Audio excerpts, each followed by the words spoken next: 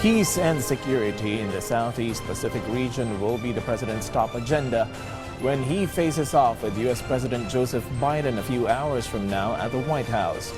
But the president made it crystal clear the Philippines will never be a staging point for any military offensive against any nation. PTV's Mark Fatalco is in the U.S. Capitol and dwells on other talking points the president is expected to raise with the U.S. president and other officials in Washington, D.C. in his visit.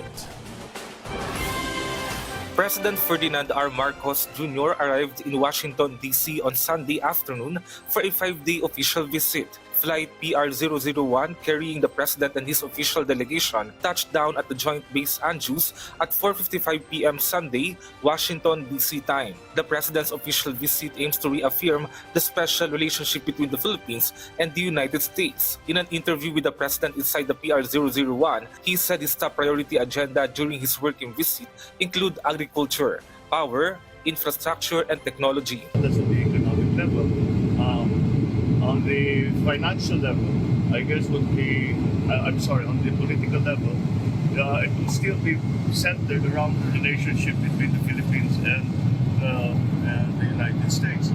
As we all know, I always talk about evolving that relationship.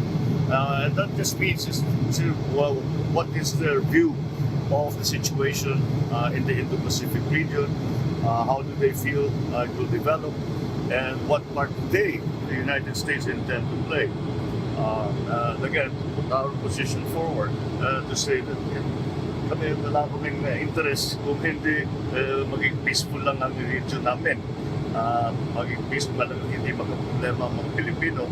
Yun lang naman ang habol natin. Wala naman tayong interest na magpalawak ng territory. So wala sa position ng Pilipino yung tungkol dyan.